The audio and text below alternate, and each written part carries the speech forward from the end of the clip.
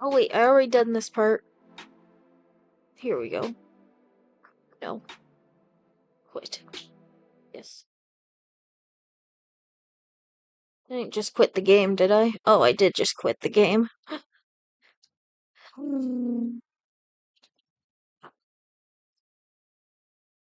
Retry that.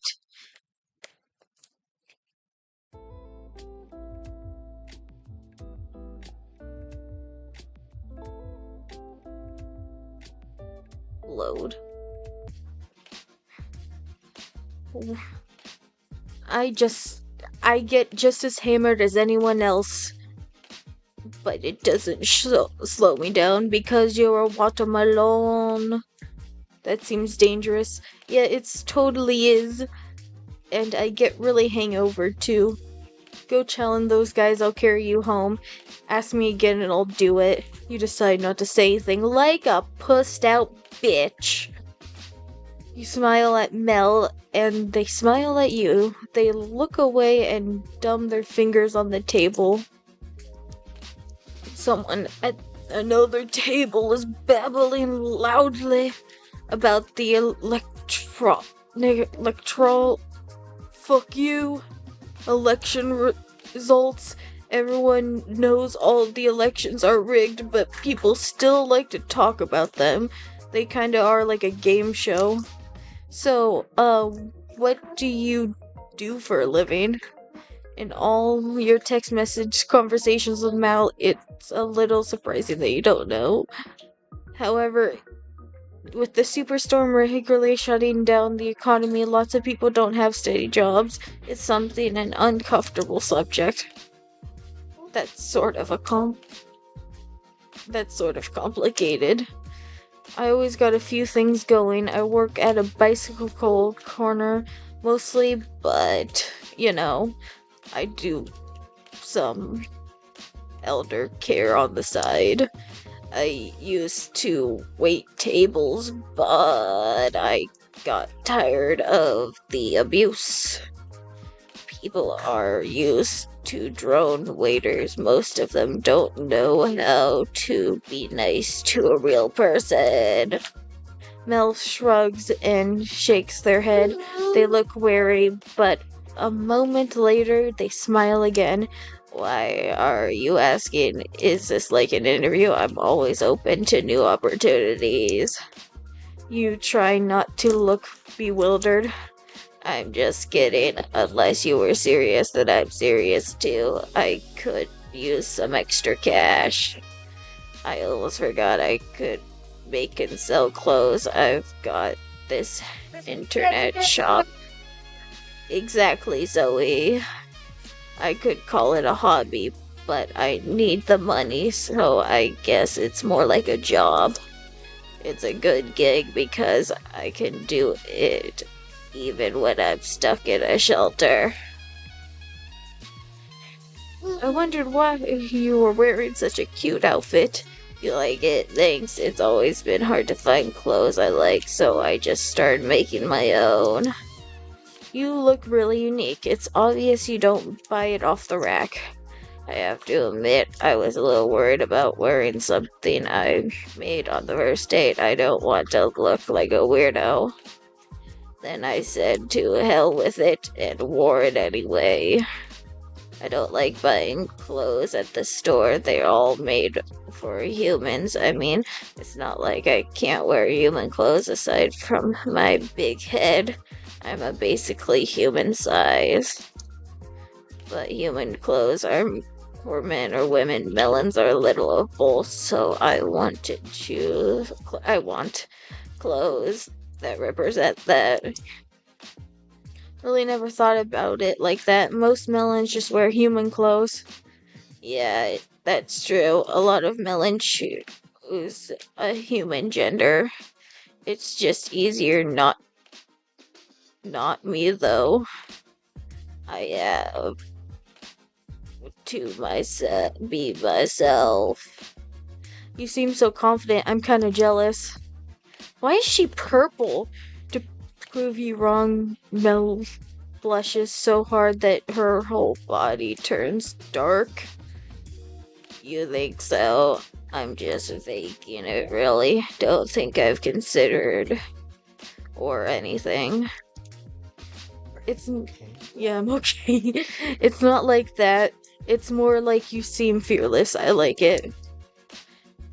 You really though, you look great. The color of the shirt really brings out the red in your eyes. I like to think of them as scarlet, but thanks just the same. You're real sweet. Mel smiles a little wider and their eyes almost glow. Now that you think about it, there really are more scarlet than red.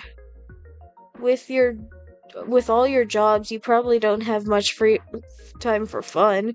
I have fun, I guess. I really like playing with my neighbor's dog, but my neighbor pays me to do that. I also enjoy tutoring my youngest sibling, although I'd probably do that even if I hated it. I suppose I never really thought about it. You're making me depressed now. Mel looks at the ceiling and sighs. I didn't mean to be a drag. I'm glad you have tonight off at least. Yeah, that's true.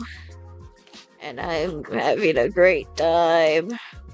Working 3 jobs really isn't too bad. I like staying in shape, and being a bike counter helps with that. I like being creative, and making colorful clothes fulfills that. That probably sounds sappy, but I also like helping people. That's how I got started in the elder care. Lots of people need help and don't have anyone to turn to. I hated working as an HCA. The fact that she can do that, good job, man. I hope an old man takes a bite out of you. Some of them have really sad lives. It's nice to be there for them, even though they treat me like crap sometimes, and most of them are probably sex offenders. You suddenly think of your elderly neighbor. You haven't seen her since the last superstorm. You wonder if she ever got those bridge crawlers out of her waist pump. I know what you mean. There's an old woman on my block, and I promised I would help her with something. I just realized I never did. Mel glances sideways, flushing purple in embarrassment. I'm being a real downer. Let's talk about something else. So what do you do when you want to relax? Weed. I go on dates sometimes, obviously. Also, when I'm alone in my shelter, I like to meditate, trying to develop my psychic abilities. Wow. You search Mel's face for a clue that they're joking. You heard some melons have special powers, but you figured it was just an urban legend. I probably shouldn't have brought that up with someone I just met. I bet I totally sound crazy. Like the meth I smoke. No, it's cool. So, how does it work? I need a cough, too. I can sort of read minds. I guess I'm not very good. Want me to try it on you? You feel weird about it, but don't want to embarrass Mel. You reply enthusiastically. Let's do it. They seem like a good way to get to know each other. Okay, your mind is telling me that you have been watching My Little Pony porn and don't know what a woman looks like. Okay, clear your mind and focus on a simple thought. Try thinking about how you're feeling right now. A thought enters your mind. I'm totally into Mel. Mel's eyes roll back, and before their face goes slack shortly after they blush. Wow, is it getting hot in here? I think it's just you. You sure know how to make a person feel wanted. If I went any deeper, I might have seen something dirty. You really read my mind. That's kind of amazing. I've never felt someone's thoughts so clearly. Maybe we've got some sort of special connection. You want to enter my holes? Or maybe I'm just thinking extra hard about you. Like how I want to unbutton and see what gender melons really have. You wink, you hope you seem flirty instead of weird. Winking is kind of always risky. Stop encouraging me. You don't want me reading your mind all the time. You'll never have any privacy again. I feel like closer to you now. I wish you could read my mind so you know how much I want your juicy ass cock. I bet it's better than any melon I've ever tasted. I heard some melons are psychic, but I'm still surprised by it all. I never dated a melon before. I had no idea what to expect. I've never been out with a human before. I'm learning some stuff too. Like, should I make a hole or are you gonna make a hole? What kind of stuff? I'm sort of ashamed to say. Now I want to know even more. Mel folds and unfolds their napkins several times while turning purple. Lots of humans I meet sort of considering and should not be, no offense. They have an easy, comfortable lives and can't accept that other people don't live that way. I'm happy you're not like that. I sound like a jerk, forget I brought this up. It's fine, I'm glad you're being real with me, it means a lot. Thanks for understanding, don't think that I hate humans or anything. I've just had a few bad experiences. You're different though. I feel really good about you. Mel leans back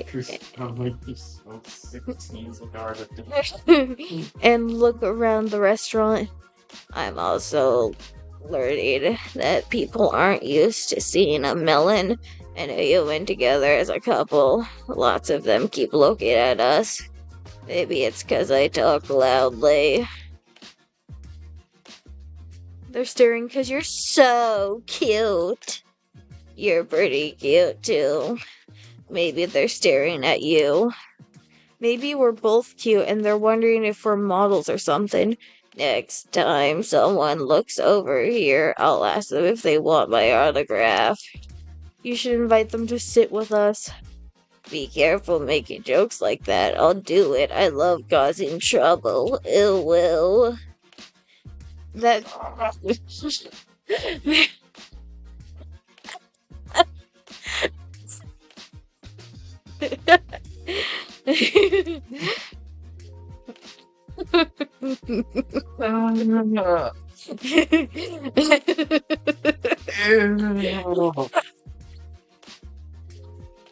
Fuck Do you up. prefer the ew or the ew? Take no, Granny, no. Oh, that is disgusting. I never want to hear that shit come out of your mouth outside of this. Oh, That's what I like about you. You scare me a little. Well, thank you, dearie. Suddenly, Mouse stands and strides purposely towards another group of diners. Oh no, Mel is really gonna ask them to join us. Before reaching the other table, Mel turns away and heads into the restroom. Mel returns, their face into a huge grin. They're delighted to have starred the hell out of you. I was just meddling with you. I wouldn't pull a stunt like that on a first date. Probably. You really had me worried. All bets are off on the second date, though. Suddenly, a rushing glare rattles every window in the restaurant as the lights flicker on and off. The other diners murmur anxiously, but they settle down once the power stables. That was kind of alarming. Oh wait, that was me. That was kind of alarming. Totally. For a moment there, I thought another superstorm was gonna come. And then I really would have to be worried about all these people seeing you ruffle my holes. Why is this so fucking horny? The last one just ended. Usually they are at least a month apart, but the environment is changing so fast now. It feels like anything could happen. The superstorm are getting worse and worse. Eventually they'll never stop, like me in bed. Ugh, you wish you weren't so right. I don't think about the future that much. It's overwhelming.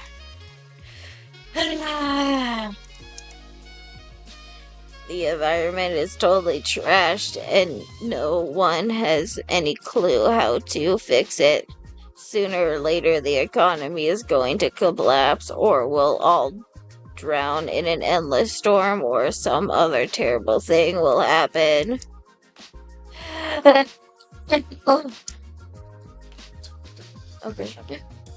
I don't know why I even started talking about this.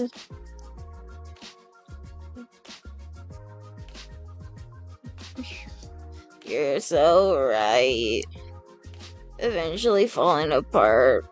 Everything is falling apart, but it's not the superstorm tonight, and I'm having a nice night with a really sweet person.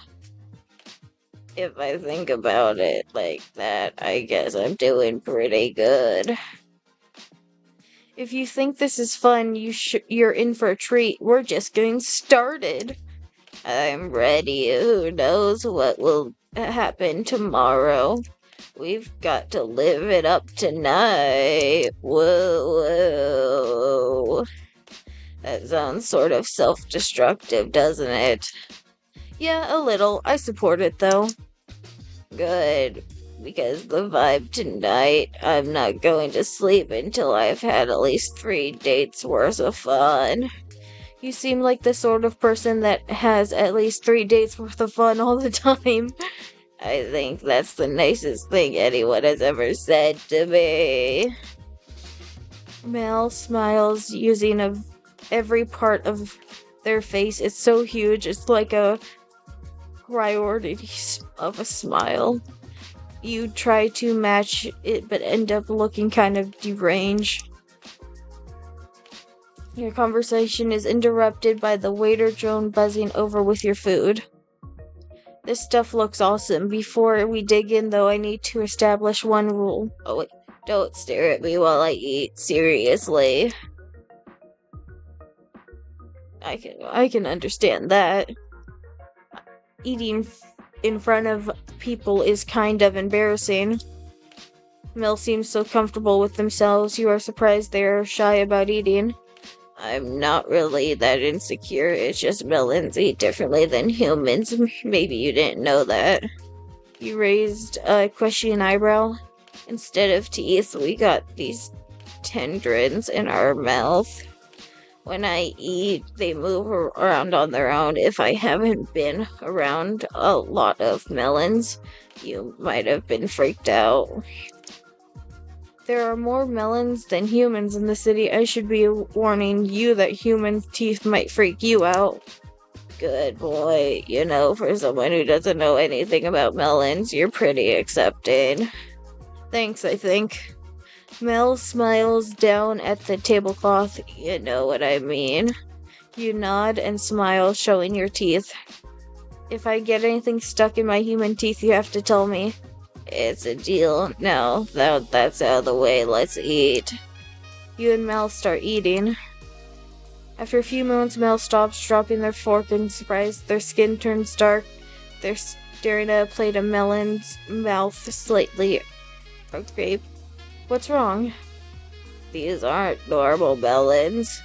You are frightened to ask Mel what they mean. Drawn to Mel's risen voice, people are looking over curiously.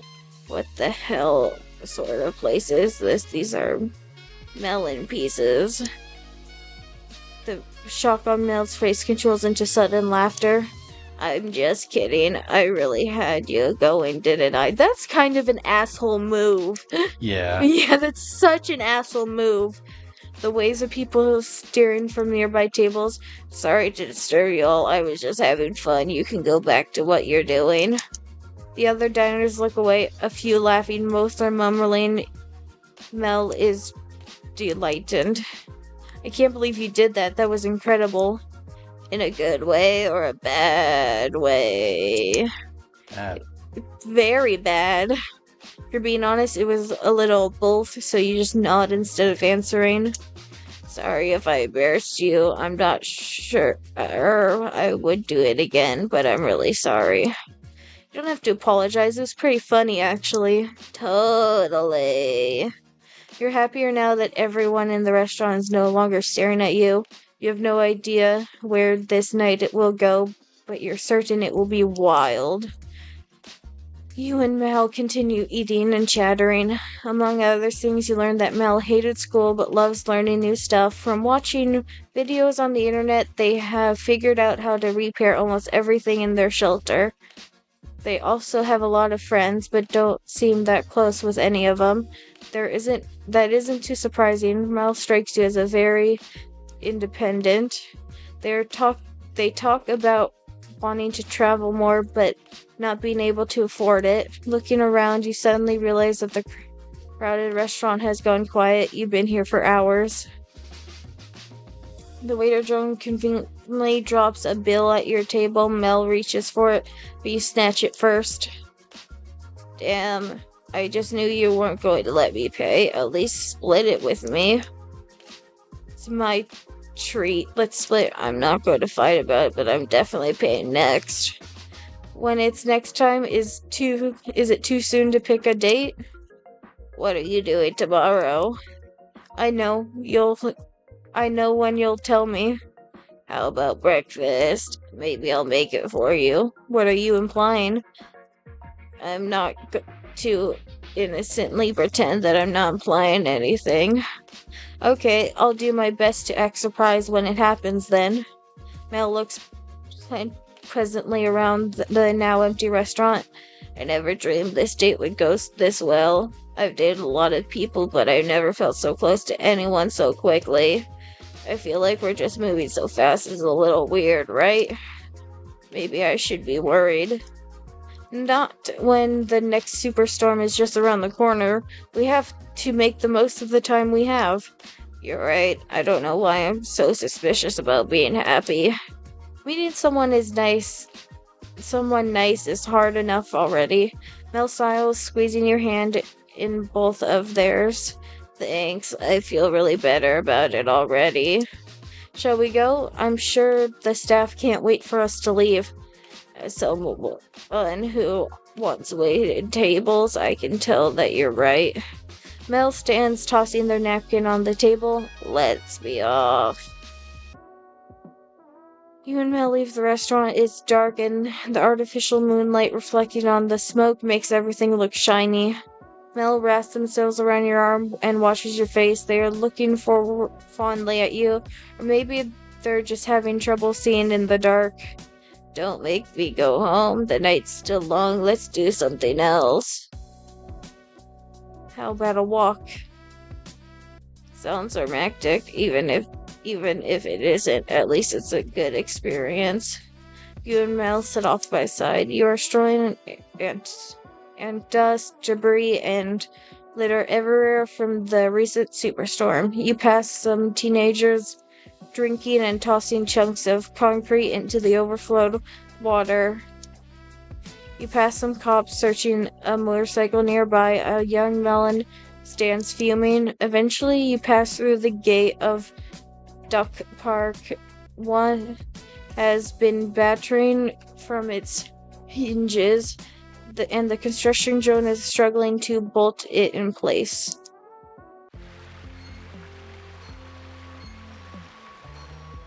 I don't even know what I just said. Duck Park is popularly touristic, whatever, and the city spends a lot of its money on it. Storms have knocked down some of the trees and damaged a lot of the scenery. As you walk, you kick a smashed bird's nest from the sidewalk. There's so many bird's nests and corpses scattered around. The last superstorm must have really massacred the park bird population. It's late and the park is mostly deserted, but you see another couple walking by. They're holding each other and looking blissfully content. You reach towards Mel, put your arm around them. You wrap your arm around Mel's waist. They struggle against you. Their body is cool against yours. You briefly wonder, is Melon's cold-blooded? Do they even have blood? Maybe it's just called juice. This is nice. I wish we could stay like this forever. Even before you finish the cliche line, you already regret saying it.